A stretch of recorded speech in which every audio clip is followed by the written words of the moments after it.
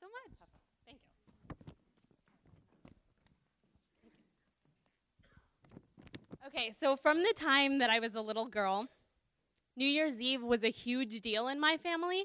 My mom would make everyone's favorite appetizers, and we would play family board games.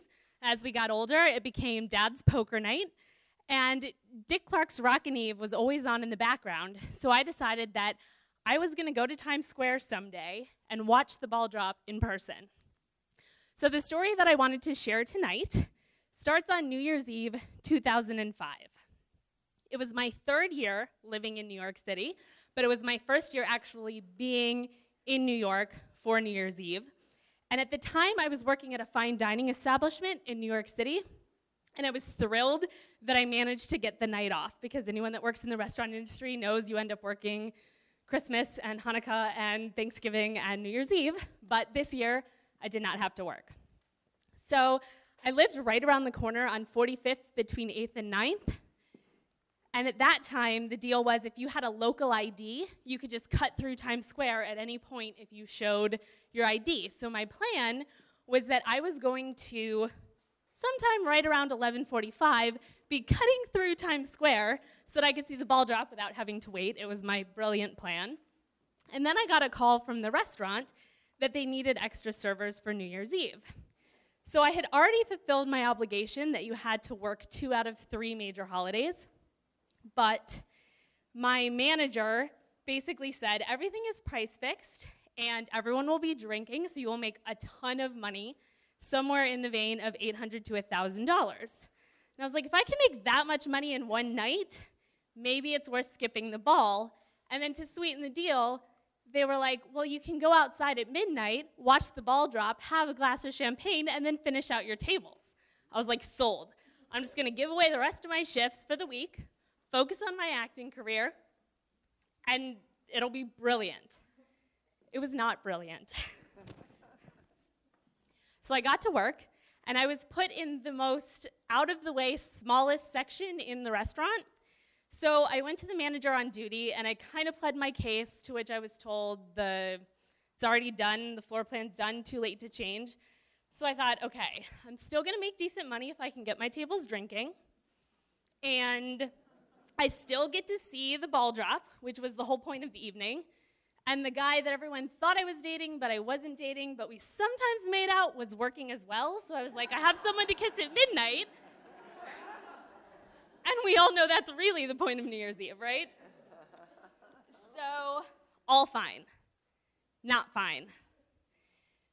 The evening was a disaster. First of all, dinner was several $100s per person, and it was a price fixed thing, so you get an appetizer, a glass of champagne, dessert, and you get your choice of chicken, steak, or fish, unless the restaurant runs out of chicken and steak, and all that's left is fish. So we basically had a restaurant full of people for the second seating that had one choice of food, and they were pissed. So what do the managers do? They start giving away free drinks to appease people. So after being yelled at for about 4 hours by irate customers and really stressed out managers, it was time to go outside and see the ball drop. So there were several hundred people in the building, and the first 100 people got out of the restaurant, and then the police came and barricaded the door and said that it was a safety hazard because too many people were leaving the restaurant. So of course the managers are outside and they kind of shrug and they're like, oh, so sorry. They disappear into the crowd. I'm standing there and everything kind of slowed down for me in that moment. And I was enraged because I could see everybody counting down outside.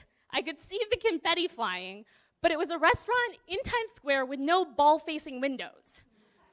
So essentially, I'm staring at the people who I know can see the ball, but I can't see the ball. So I made out with my aforementioned friend.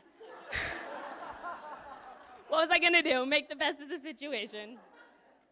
Had my glass of champagne, and went back to finish out my tables. So if that's not enough, the night got worse. The 2 senior managers proceeded to come back inside, get wasted, and leave to go to a party. So we have one junior manager that's maybe been working for about 2 weeks to sign out 45 servers. Again, if anyone's worked in a restaurant, you're doing your side work, you go, they have to punch in a bunch of numbers, print out your server report, and you're good to go.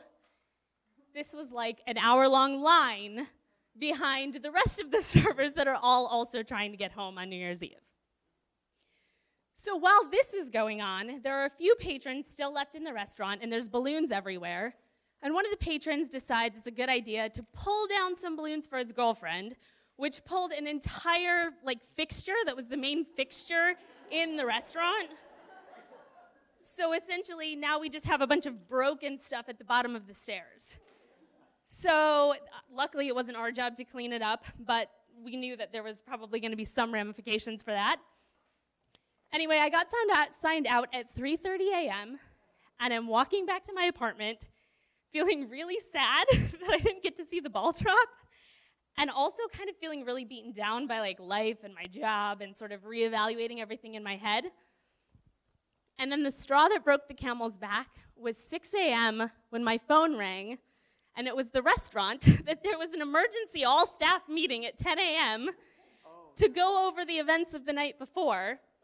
And it was an off-the-clock meeting because they just needed to apparently, I don't even know if that's legal, but it was an off-the-clock meeting to discuss the previous night's events. So I can say that I honestly do not remember if I went to that meeting or not. But what I do remember is I decided in that moment that I wasn't going to make New Year's resolutions this year. I was going to just change my entire life. So I made huge changes. I put in for a 3-month leave of absence, and I packed all of my stuff and I moved to LA. And here I am 9 years later and counting. I met and married my husband. I've been pursuing my acting career. I started a photo booth company, so now my survival job, I am my own boss. And the one thing that I can say for sure is I do not work holidays.